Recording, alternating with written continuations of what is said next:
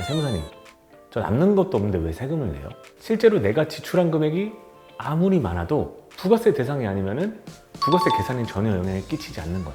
대표님들이 말씀하시는 이익과 세무회계적으로 계산하는 이익에는 차이가 발생돼. 그래서 매출 1억, 감가상각 비용 4천만 원 해서 총 6천만 원의 이익을 발생을 하는 거야. 총 매입 금액이 500만 원이지. 정신 차려.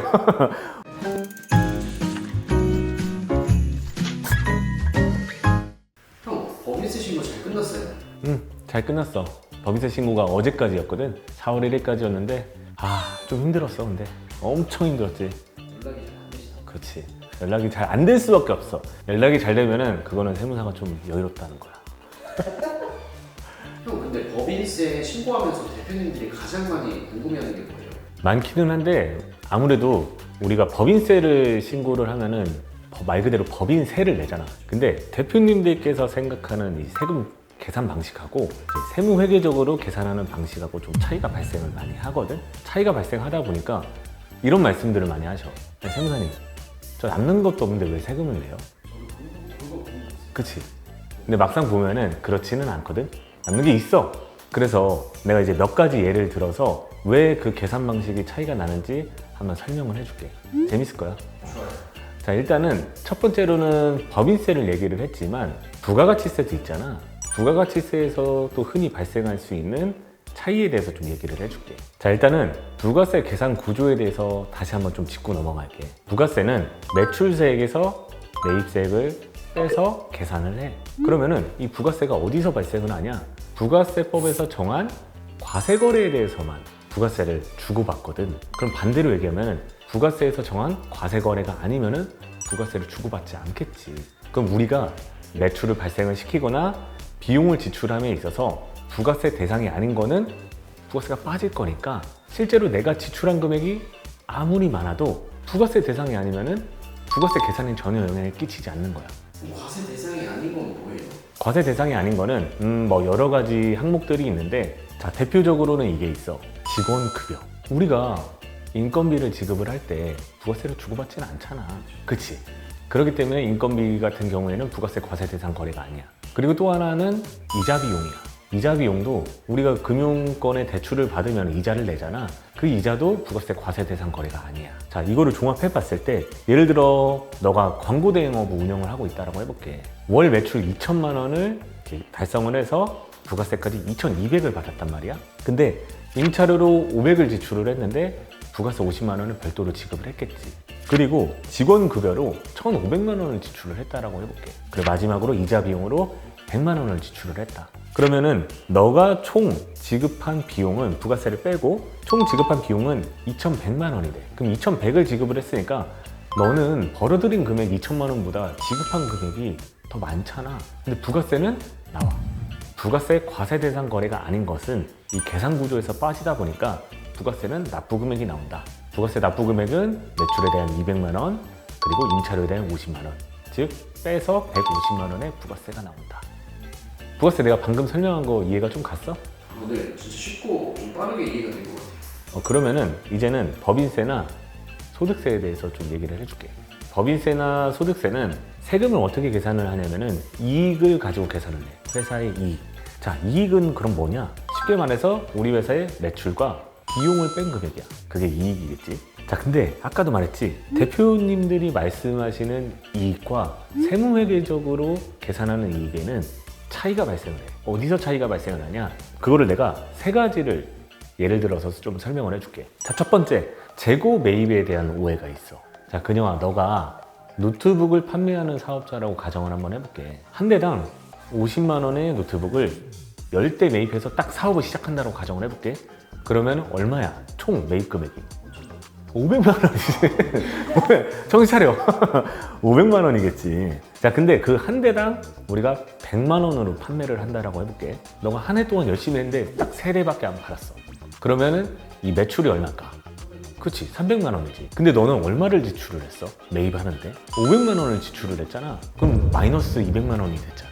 근데 여기서 회사의 이익은 마이너스 200만 원이니까 여기서 현금 흐름으로 계산하기 때문에 마이너스 200만 원인데, 회계상 이익은 3대 판매했으니까 매출 300만 원, 그리고 세대 판매에 대한 원가 50만 원씩 150만 원. 그래서 이익은 300 마이너스 150, 150이야. 그러니까 내가 지출을 더 많이 했는데도 불구하고 이익이 발생을 하는 거지. 그러면 세금을 내야 된다는 거. 여기서 오해가 좀 많이 발생을 해. 자, 다음은 이것도 사업 초기에 조금 많이 발생을 하는 건데 감가상각 자산을 매입을 했을 때야. 감가상각 자산이 뭐냐면은 쉽게 말해서 이제 인테리어나 어떤 시설 장치에 투자를 하는 거거든.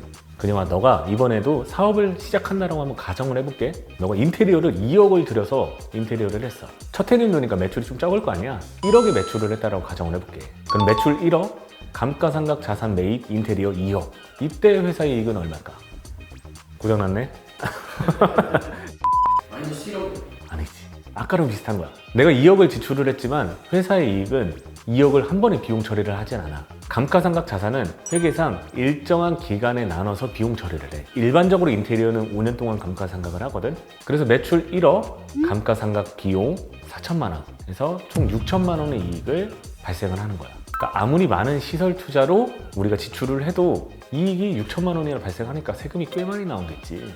여기서 대표님들이 굉장히 많이 당황을 하셔. 비슷하면서 좀 다른 예를 좀 들어줄게. 미수금에 대한 오해야. 미수금 뭐냐? 돈을 못 받은 거잖아. 자, 예를 들어 너가 한 해 동안 열심히 해서 2억의 매출을 달성을 했다라고 해볼게. 근데 그 중에 한 회사가 어려워가지고 5천만 원을 못 줬네. 내가 매출을 2억을 했는데도 불구하고. 여러 가지 비용들을 다 지출을 해봤더니 1억 7천만 원의 비용이 발생을 했어. 자, 그러면은 여기서 너의 회사의 이익은 얼마일까? 3천만 원. 그렇지. 세금 계산은 많이 나죠. 그렇지. 너가 이제 좀 이거는 틀을 좀 잡은 것 같아.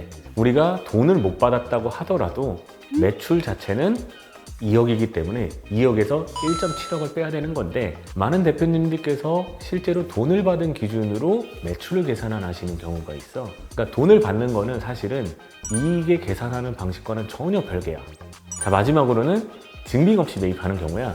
이건 내가 지난 영상에서 좀 얘기를 했기 때문에 간단하게만 짚고 넘어갈게. 자, 매출 5천만 원이 발생을 했어. 근데 사업 초창기 때는 동업자들이라고 하잖아. 친구들, 뭐 지인들, 선후배들이랑 같이 해서 인건비를 지급을 해야 되는데, 야, 뭐 우리끼리 뭐 인건비야, 그냥 현금으로 줄게 라고 해서 하는 경우가 되게 많거든. 근데 그 두 명의 인건비를 6천만 원이나 지출을 했다라고 해볼게. 친구나 뭐 지인한테. 자, 그러면 매출은 5천만 원, 인건비는 6천만 원이 나갔지만 이때 이익은 마이너스 1천만 원이 아니라 5천만 원이 된다. 자, 왜? 증빙이 없으니까. 물론 증빙은 없지만 객관적으로 우리가 지출을 했음을 입증을 하면은 비용을 인정받을 수 있다라고 내가 얘기를 했잖아. 근데 여기는 객관적인 증빙을 해야 된다는 번거로움도 있고 더군다나 가산세가 좀 붙어. 그러니까 원칙적으로는 인정을 못 받으니까 아무리 돈이 나가도 증빙이 없는 경우에는 비용 처리가 안 된다. 그래서 이익이 5천만 원으로 계산된다. 자, 어때? 내가 지금 뭐 부가세, 법인세, 소득세 한 4가지 케이스를 가지고 왜 대표님들께서 계산하는 방식과 회계상, 세무상 계산하는 방식이 차이 나는 점을 좀 설명을 했는데 어때? 좀 이제 이해가 갔어? 이해가 엄청 돼요. 형, 근데 형네 회사는 어떤 걸 준비하고 있어요? 아무래도 이거는 대표님들께서 예측을 하거나 계획을 하기가 사실상 좀 힘들어. 그래서 우리는 이거를 미리 하반기 때 예측을 해서 안내를 좀 드리지. 대표님, 뭐 이쯤 되니까 이익이 얼마고 이번 연도까지 가면은 이익이 얼마 정도 산출이 될 것 같고 그러면 예상세액이 얼마입니다. 안내를 드려서 미리 대표님들께서는 예상치 못한 세금을 좀 막을 수도 있고 아니면은 미리 자금을 좀 준비해 놓을 수가 있잖아. 그렇게 나는 대비를 좀 하고 있어. 형 계약서 좀 그러면 언제 올 거야? 빨리 와.